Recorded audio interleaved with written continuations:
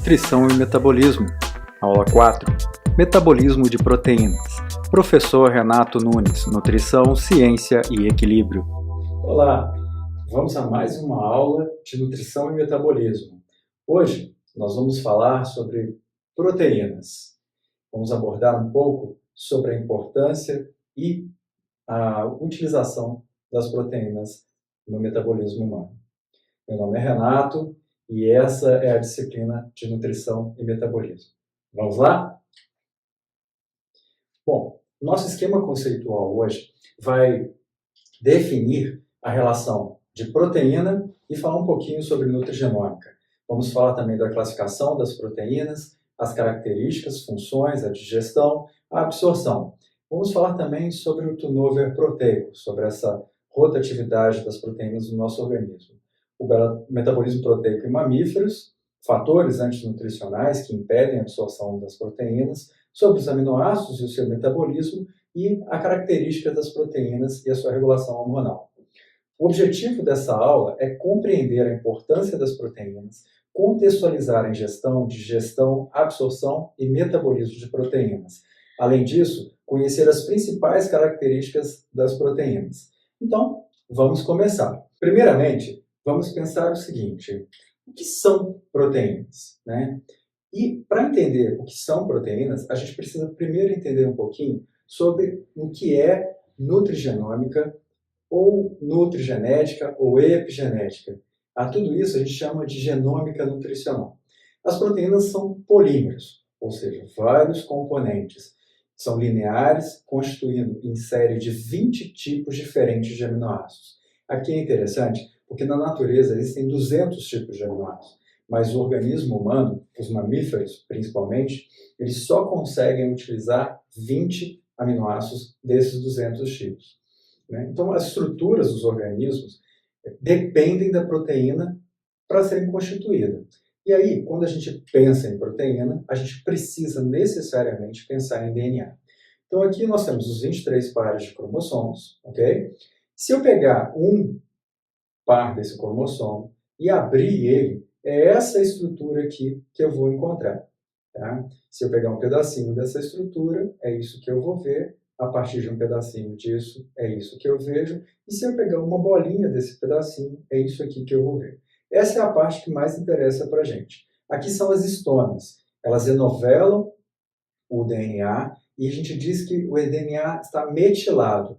Quando o DNA se encontra nessa forma, ele está preso dentro de 8 histonas e aí você não consegue fazer a expressão dessa proteína. Isso pode ser um fator de proteção ou pode ser um fator causal de algumas doenças, ok? Bom, então, metilado, DNA inativo. Desmetilado, DNA ativo.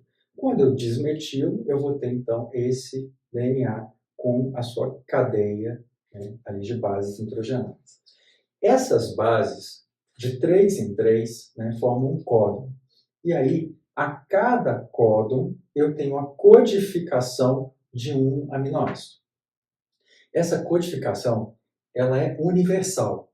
Já imaginou que legal que é isso? Né? No universo inteiro, em todos os locais que você for, você vai ter uma codificação universal. Tá? Então, o equivale a uma fenilalanina, mas o UC também equivale a uma fenilalanina. E daí a gente tem as mutações. Quando eu troco uma base nitrogenada, só uma, né, eu posso ter uma mutação ou não. Então, se eu trocar de UUU para UUC, eu vou encaixar a mesma fenilalanina. Mas, se eu trocar de UUU para UCU, ou seja, eu continuo colocando a base C, só que no meio, ao invés de ligar uma fenilalanina, eu vou ligar uma serina. Renato, isso faz diferença? Faz muita diferença. Você pode mudar toda a conformação da proteína, e se isso for, se essa mutação ocorrer num local onde eu tenho um sítio ativo de absorção ali, um sítio de ligação dessa proteína, você pode tornar ela ou inativa ou ter uma atividade aumentada ou melhorada. Tá? Então, para cada códon, a gente tem um aminoácido que se liga. Quando eu faço a cópia, através da RNA polimerase, lá no núcleo, eu vou ter, então, um pedaço de um dos dois lados do DNA. Tá? Então, eu vou copiar e aí vou fazer, então, essa transcrição, que é o meu RNA mensageiro. Acontece que nesse RNA mensageiro tem muita informação que a gente não utiliza. Talvez por uma própria proteção da célula, caso alguma coisa seja copiada errado. Então, você vai descartar esse pedaços desse RNA. Então, veja aqui que o RNA vai ter a parte inicial, vai ter o exon e vai ter o intron. Todos esses introns são descartados, são clivados e retirados. E aí eu vou ter só depois desse processamento, né, um sequenciamento das porções que são chamadas de exon. Tudo isso parece muito complicado, e é mesmo. Nós demoramos séculos para poder entender todo esse processo. Então eu selecionei um vídeo, e conforme o vídeo for passando, eu vou explicando essas etapas para vocês, ok? Então, para a gente entender, aqui eu tenho uma célula, né, e essa célula, então, é a nossa base, todas as nossas células são iguais, ok? E aí eu tenho o DNA dentro dessa célula. Nessa célula, então, lá no núcleo dessa célula, eu vou ter todo o meu DNA. E parte desse DNA do núcleo, a gente vai, então, selecionar. A célula decide o que precisa ser sintetizado. Então, dentro de cada cromossomo, eu vou ter uma sequência de DNA. Tá vendo? Aqui eu tenho as histonas, e aí aqui eu tenho a parte que não está livre das histonas. Tá? Então eu vou pegar um pedaço desse DNA e vou sequenciar esse gene. Tá? Então isso aqui é um pedaço de gene. O que vai acontecer? Eu vou vir então com uma proteína que já foi sintetizada, que é RNA polimerase. Tá? Vou abrir esse DNA e vou começar a juntar pedacinhos. Tá vendo? Veja que eu só junto de um dos dois lados, ok?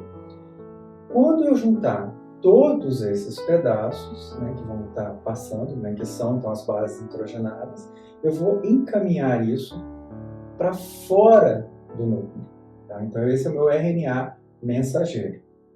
Vou fazer a clivagem, vou fazer a separação e vou encaminhar isso para fora do núcleo. Então aqui ele está fazendo a clivagem, né, cortou os pedacinhos que não me interessam, e isso vai então sair do núcleo e vai para o citoplasma. No citoplasma, você vai ter então o RNA ribossomal, que vai se juntar a essa tira. O RNA ribossomal também é uma proteína dividida em duas porções, 70S e 30S. Ele vai fazer então a leitura e vai encaminhar esse aminoácido, tá, através do RNA transportador. Ele encaminha o aminoácido. Então aqui, ó, eu tenho já a codificação. Essa codificação determina o tipo de aminoácido. Então vai se ligar e quando se liga, esses aminoácidos passam lá em cima a fazer uma ligação peptídica. Tá? E aí eu tenho um di, um tri e um polipeptídeo. Feito isso, eu estou construindo a fase inicial da minha proteína, que é a minha sequência primária.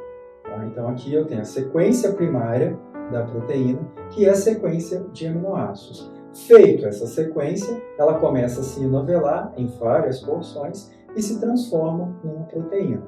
Você tem proteínas que são proteínas únicas, que só tem realmente os aminoácidos, e você tem proteínas que têm outros constituintes, que são chamados fatores prostéticos. Ok?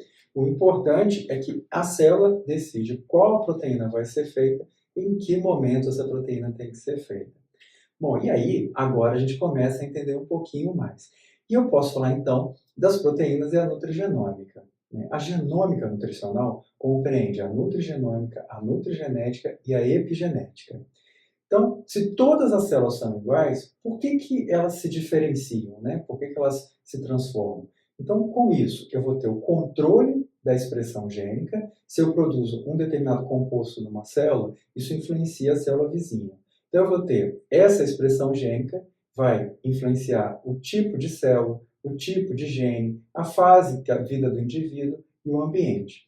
Tudo isso, tá, também vai se relacionar aos macronutrientes que controlam fatores de transcrição. Então, Todo esse processo ele é controlado pelo próprio organismo e pelos alimentos que a gente consome. Nesse sentido, uma alimentação saudável faz com que você tenha a expressão de bons genes. E uma alimentação não adequada vai ter a expressão de genes que não são tão bons assim, ou vai impedir a expressão desses genes bons, ok? Aqui, na formação da proteína, só para a gente caracterizar isso, eu vou ter, então, essa ligação peptídica aqui. Tá? Então, eu vou ter a sequência de aminoácidos, como a gente falou, e aí sim eu vou construir a sequência primária, vou ter o enovelamento, tá? Que é em hélice, da sequência secundária, essa estrutura se enovela ainda mais, sequência terciária, até que você tem um grupo de enovelamentos que você faz, então, uma sequência quaternária. Essas sequências, tá, são amplamente difundidas, conhecidas, vocês viram isso nas disciplinas básicas de bioquímica, são importantes para dar a função das proteínas. Então, um exemplo, você tem, por exemplo, a proteína do leite, você tem o whey, que é uma proteína, e você tem a caseína. A caseína, ela é uma proteína mais, ela demora mais a ser digerida no estômago, mas depois que ela é digerida, ela é melhor distribuída para o organismo, ela tem uma biodisponibilidade melhor. O whey é digerida mais rápido, então ela é absorvida mais rápido, mas ela demora mais tempo para ser distribuída para o organismo. Então as características do enovelamento, da sequência primária, secundária, terciária e quaternária das proteínas determinam, muitas vezes, parte das propriedades e funções dessa proteína no nosso organismo, ok? E aí, como que a gente pensa? Como eu falei, existem proteínas primárias, né, que são compostas só de aminoácidos, e existem proteínas conjugadas. O que seriam essas proteínas conjugadas? Então, elas são classificadas como nucleoproteínas, glicoproteínas, metaloproteínas, fosfoproteínas e lipoproteínas. Com relação à característica das proteínas, o que a gente pode pensar? Eu vou ter proteína corporal, onde eu tenho então, de 200 a 400 gramas de proteína sendo sintetizada, né, por dia. Síntese de aminoácidos não indispensáveis, tá? E eu vou ter um pool de aminoácidos circulando. Vou ter, então, a síntese de compostos nitrogenados, em torno de 30 gramas por dia, síntese de proteínas corporais, 300 a 400 por dia.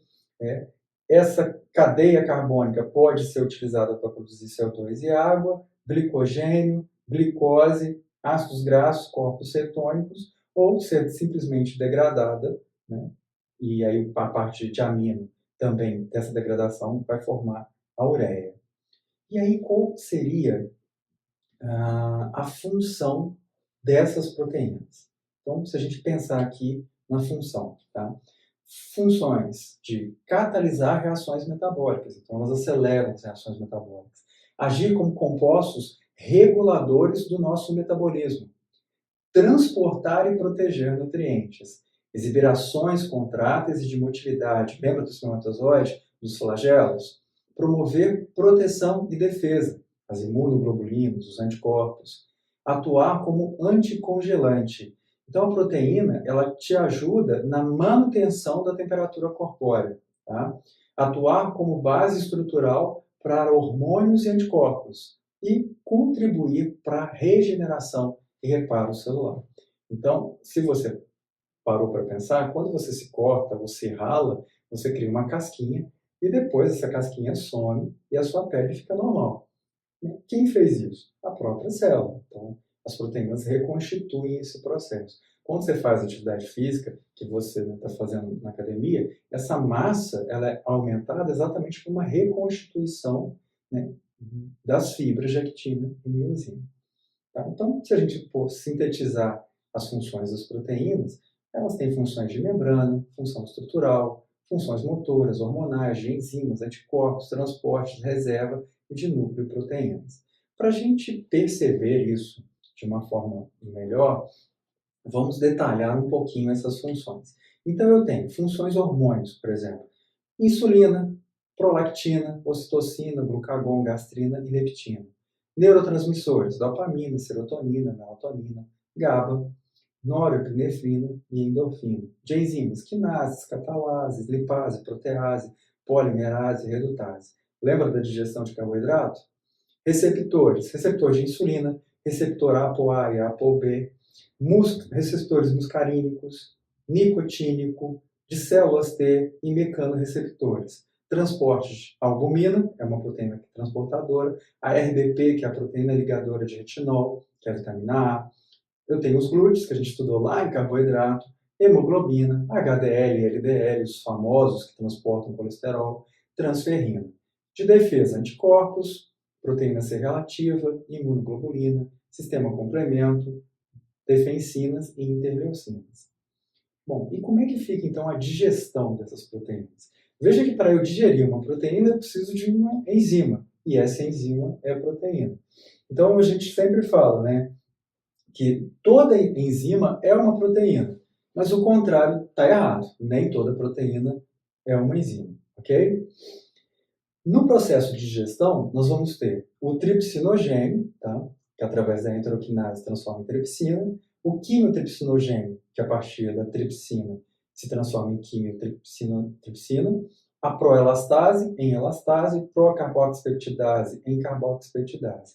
E aí eu vou ter as aminopeptidases, tá? Que vão estar lá na membrana da borda em escova das células do intestino, e as peptidases intracelulares, que vão estar relacionadas aos di- e tripeptídeos, sintetizados de forma ativa. Como é que eu vejo esse processo de digestão e por que da importância disso?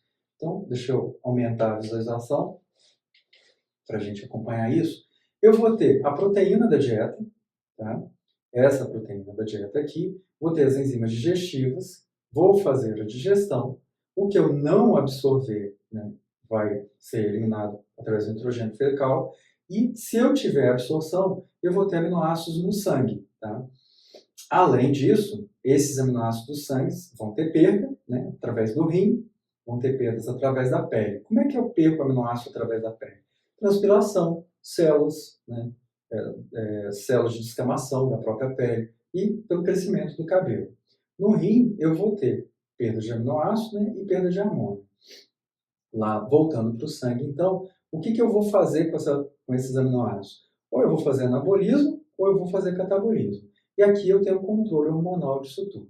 Se eu fizer anabolismo, síntese proteica. Então, eu vou produzir proteínas plasmáticas, hormônios, secreções proteicas que vão, então, fazer as enzimas digestivas. Além disso, proteínas de tecidos.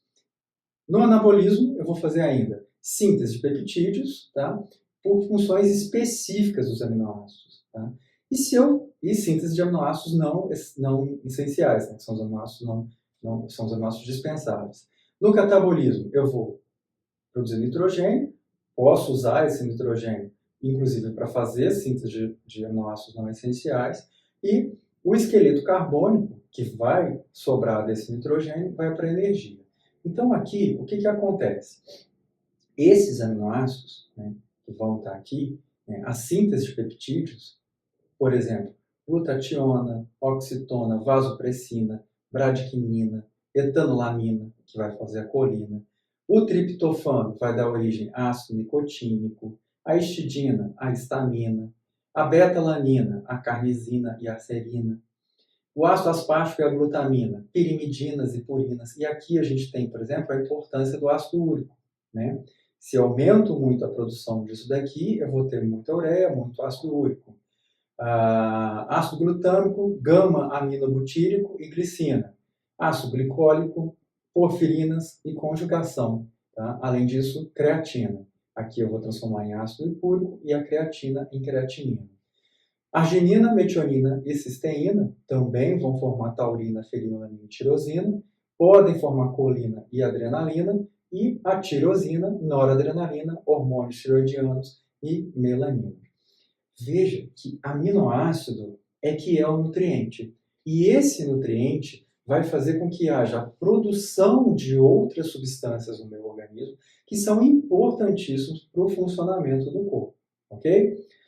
Bom, então, após a hidrólise das proteínas, essas proteínas vão se transformar em polipeptídeos, em oligopeptídeos, dipeptídeos e aminoácidos. E assim vão ser absorvidos pelo organismo.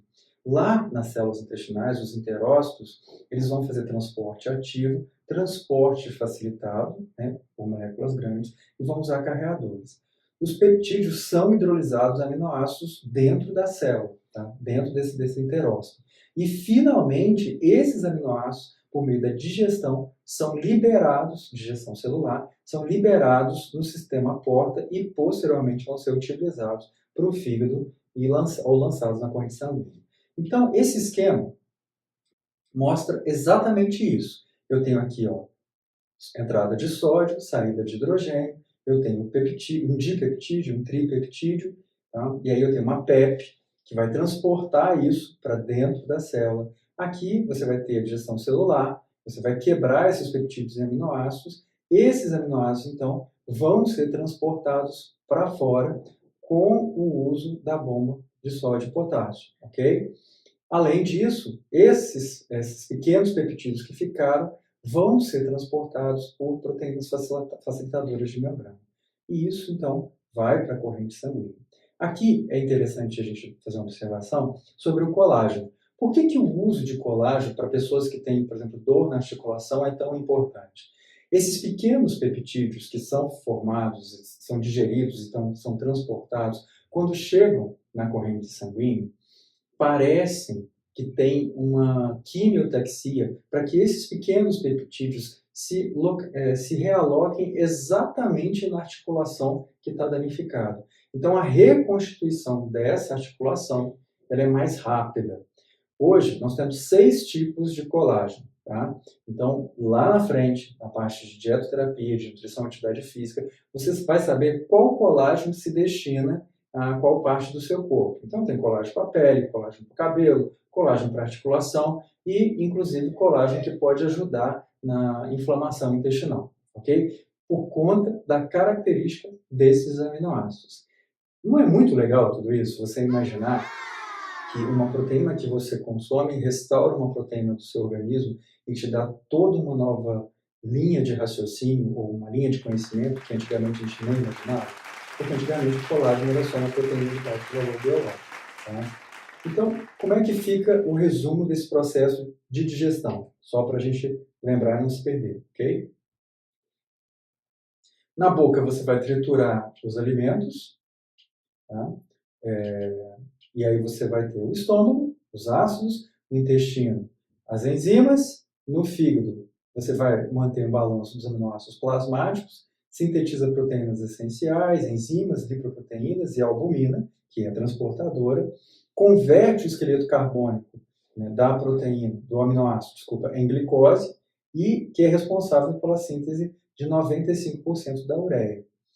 No sistema circulatório, o sangue transporta esses aminoácidos, tá, ou as proteínas. No rim, síntese de ureia em condições especiais, né, pode sintetizar, vai eliminar na urina. E no intestino grosso, elimina material não digerido, que pode ser fermentado pela flora, pela microbiota intestinal. Tá? Lembrando que o excesso de proteína, o excesso de consumo de proteína, aumenta a produção de putrescina e de cadaverina, que é o que dá o odor característico aos gases de pessoas que consomem muita proteína. Significa que você está produzindo substâncias tóxicas ali, tá? E isso não vai fazer muito bem para o seu organismo. Então, se existe um processo de absorção, existe um processo de não absorção. Todo excesso não vai ser absorvido. Mas eu posso, mesmo consumindo quantidade adequada, eu posso não consumir, não absorver totalmente essa proteína. Em que condições isso acontece? Bom, existem fatores que são considerados fatores antinutricionais. Eles impedem uma boa nutrição no seu organismo. Tá? Então, eles causam alterações do tecido, da fisiologia, atuam com finalidade de diminuir a eficiência do metabolismo e interferem na absorção e na biodisponibilidade das proteínas.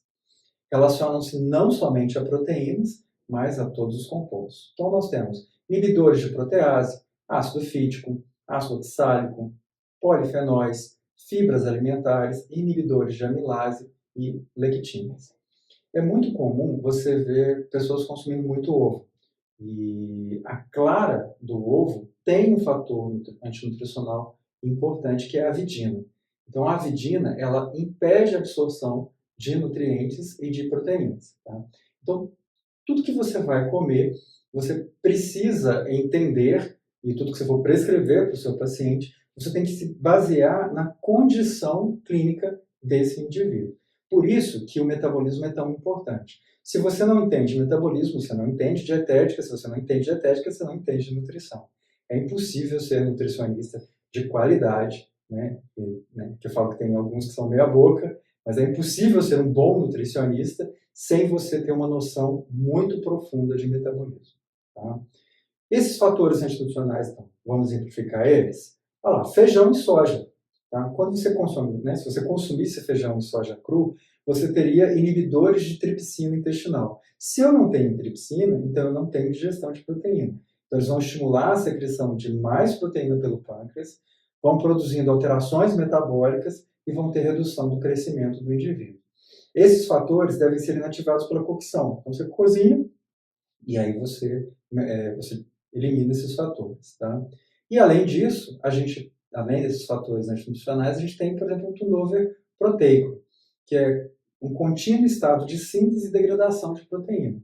Esse turnover está relacionado muito ao equilíbrio de consumo e degradação. Então, se você consome pouca proteína, você vai manter o seu turnover, que é a eliminação, né, de parte de proteínas, de aminoácidos, através das fezes. Quando esse turnover desequilibra, ou seja, que você elimina mais do que o que você consome de proteína, você entra no que a gente chama de desnutrição, ok? E aí, você já está, né, quando você está desnutrido, você tem já um caso de doença. Então, a gente tem dois tipos de nutrição. Desnutrição proteica, desnutrição calórica. A desnutrição calórica envolve proteína, carboidrato e gordura. A desnutrição proteica envolve apenas o não consumo de proteínas. Ah, Renato, e se eu tiver deficiência de ferro? Isso não é desnutrição, isso é deficiência nutricional, ok? Não confundir desnutrição com deficiência. A deficiência nutricional de proteínas é chamado de desnutrição proteica. A deficiência nutricional de consumo de calorias é chamado de desnutrição calórica. Tá bom? Vamos falar dos aminoácidos, que eu acho que é bastante importante a gente conhecer um pouquinho deles. Então, eu tenho os aminoácidos que são os indispensáveis. Valina, metionina, fenilalanina, treonina, triptofano, isoleucina, leucina e lisina. A histidina ela é considerada indispensável para crianças e adolescentes. Então, ela não é sintetizada durante as fases iniciais de desenvolvimento. Tá? Mas eu tenho aminoácidos que são condicionalmente indispensáveis. Entre eles, a cisteína e a tirosina. A cisteína, ela deriva da metionina. Tá? Então, a síntese de cisteína é a partir da metionina. Se eu não consumir cisteína, eu vou pegar a minha metionina e vou transformar em cisteína. Significa que eu vou ter que ter a quantidade necessária de metionina para usar como metionina e para ser transformado em cisteína. A mesma coisa acontece com a tirosina. Então, a tirosina ela é feita a partir da fenilalanina. Tá? Lembra que a fenilalanina está relacionada à doença do pezinho. Existem crianças que não conseguem fazer a metabolização da fenilalanina. Então, ela passa a ser tóxica para esse indivíduo. Mas em indivíduos normais, né, essa fenilalanina vai ser metabolizada. Se eu não consumir tirosina suficiente, eu pego parte dessa fenilalanina e transformo em tirosina. Por isso, ela é considerada condicionalmente indispensável. Qual é a condição dela ser indispensável? Se a quantidade de fenilalanina que eu tenho não for suficiente para produzir tirosina. Se a quantidade de metionina que eu tenho não for suficiente para produzir cisteína. Combinado? Bom, e aí? Tem esses aminoácidos. Que substâncias, principalmente, eles dão origem dentro do meu metabolismo, dentro das minhas rotas metabólicas? Olha só, o triptofano faz parte da produção da serotonina. O triptofano também produz ácido nicotínico, a tirosina, as catecolaminas, os hormônios, tá? A melanina, a lisina, a carnitina, a cisteína, a taurina, a arginina, o óxido nítrico, a glicina, o M, né, da hemoglobina, a glicina e arginina, creatina, metionina, grupos metis, glicina e taurina, ácidos biliares, e o glutamato, a glutationa. Glutamato também, as bases nucleotídicas. Quando a gente pega tudo isso que a gente falou, a gente resume nesse quadro aqui, ó, que é bastante legal de vocês terem. Então, eu tenho aqui a formação de compostos fisiologicamente importantes derivados de aminoácidos, certo? Eu vou ter a proteína tecidual, né, as proteínas reguladoras, os peptídeos, a proteína da dieta e o pool de aminoácido livre. E aí, cada aminoácido desse, tá, vai produzindo no organismo outros compostos, tá, que são importantíssimos para o bom funcionamento do nosso organismo. Tá? Então, conhecer esses compostos é bastante importante. Então, olha só, a histidina, ela está relacionada com a histamina. E a gente sabe que a histamina é um vasodilatador. É óbvio que pessoas, né, muito alérgicas vão produzir muita histamina. E aí você tem uma relação de necessidade de histidina alterada para esses indivíduos. Se faltar histidina, o que o organismo vai fazer? Ele vai dar prioridade a produzir o que é importante para manter ele vivo. No caso de processos alérgicos, você corre risco, né, risco de vida real. E aí é óbvio que o organismo vai dar prioridade a usar a histidina para a formação de histamina. Ok? Então, outras proteínas que necessitem de histidina ficam em segundo plano na produção do organismo. Entende a importância desses processos, do conhecimento, do entendimento disso? Então, é por isso que a gente faz nutrição, para entender o metabolismo e ajudar as pessoas. Vamos falar então da função desses aminoácidos. Triptofano, precursor de tiroxina, importante na formação de adrenalina, de serotonina, de melatonina. Aqui a gente relaciona a felicidade, aqui ao sono. Tá? Arginina e citrulina, aminoácidos não essenciais, são importantes no ciclo da ureia, importante passo do catabolismo proteico e da função hormonal. Suplementação de arginina para idosos pode aumentar favoravelmente a imunidade após vacinação. Olha que importância disso nesse momento. Tá? Glicina combina-se com substâncias tóxicas, tornando-os inócuas, então ela é um desintoxicador. Também é utilizada na síntese de hemoglobina e de sais biliares. A histidina, importante na síntese de histamina, associação entre feridas, deficiência de histidina, então você piora as feridas quando você tem pouca histidina. Maior eficiência na recuperação de feridas crônicas. Creatina, formada a partir da arginina, metionina e glicina, e tem a reserva de ATP.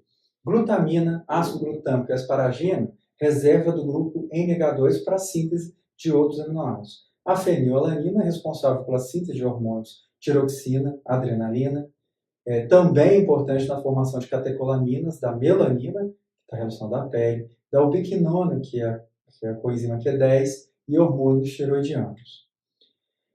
Metionina, catabolismo, está intimamente relacionado com o metabolismo de homocisteína, que se relaciona à inflamação. A gente acredita que a restrição de metionina pode ser útil na regressão de cânceres específicos. Tá? Taurina, deficiência de taurina promove alterações funcionais cardíacas, e a reposição atenua essas alterações. Tá? Com a suplementação, a diminuição de apoptose, que é a morte celular, estresse oxidativo e recuperação do metabolismo energético cardíaco. Vocês já devem ter visto a taurina ser usada em bebidas energéticas. Tá? Ela é usada como um estimulante, mas mais do que estimulante, é importante se usar a taurina contra estresse oxidativo. Então, a pessoa vive uma vida muito intensa, muito estressada, a gente prescreve taurina. Obesos diabéticos apresentam menores níveis de taurina no corpo, então a gente já sabe que uma suplementação é necessária. Regulação de metabolismo osmótico, né, do estresse oxidativo, da resposta imune e inflamatória. Então veja, aqui eu tenho o metabolismo desses aminoácidos. Então eu vou ter alguns aminoácidos, se eu fizer a desaminação eu vou ter NH3, né? A transaminação eu vou transformar esse aminoácido, né, em glutamato. Eu tenho as purinas e as pirimidinas, as bases púricas e pirimidinas, que vão também liberar NH3, outros compostos nitrogenados. Tá? Tudo isso precisa, e esse NH3, né, vai para a urina, mas ele passa pelo ciclo da ureia. Olha aqui a arginina, lembra como ela era importante? Então, a arginina ajuda na produção, na biotransformação do organismo até a ureia, e aí isso vai ser eliminado na urina. Tá? Qual é o produto final, então, da conversão desses aminoácidos nesses processos metabólicos?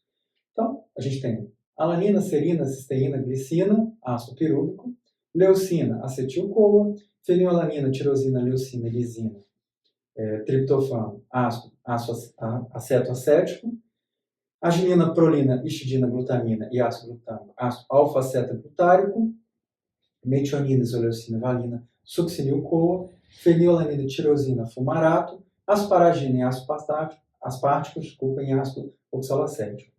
Colocando assim, não parece ter muita organização, mas veja que você já viu isso em um lugar muito legal, nos ciclo de Krebs.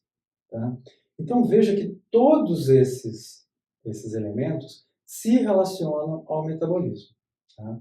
Então aqui eu vou ter aminoácidos cetogênicos, né, que levam o metabolismo da acetil-CoA, né, ou acetoacetil-CoA, precursores de corpos cetônicos. Então, tudo que está em azul vai ser precursor de corpo cetônico.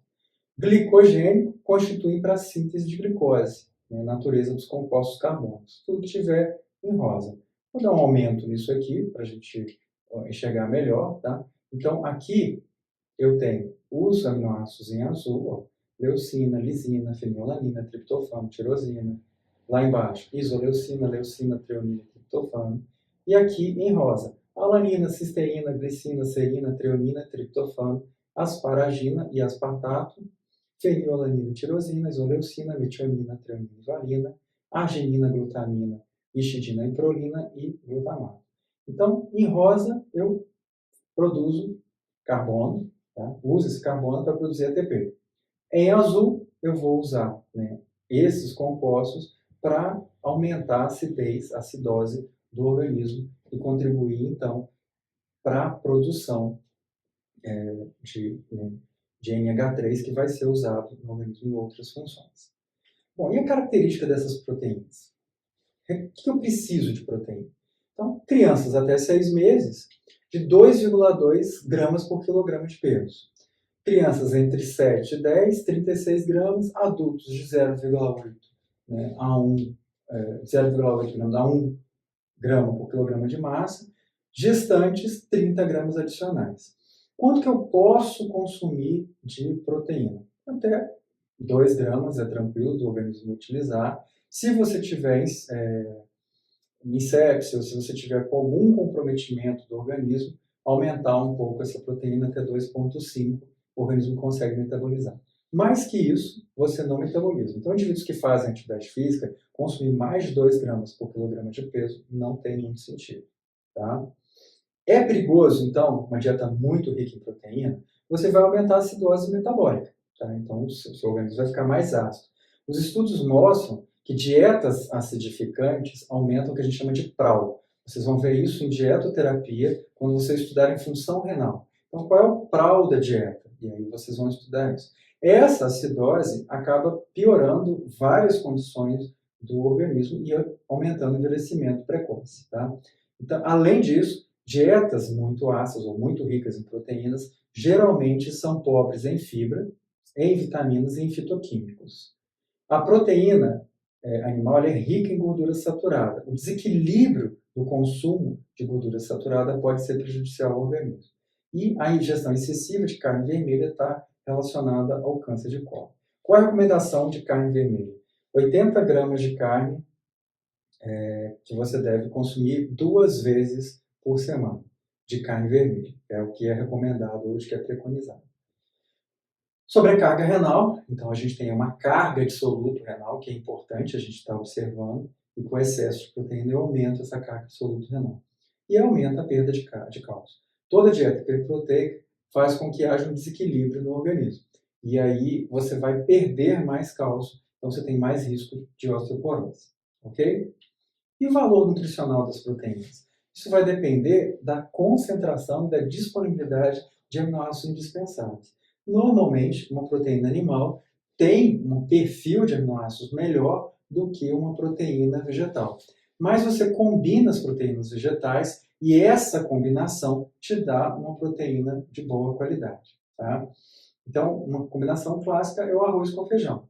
2 colheres de arroz para 1 colher de feijão. Isso te dá um perfil de aminoácido do feijão e um perfil de aminoácido do arroz que combinados te dão uma proteína de alto valor biológico. Tá bom?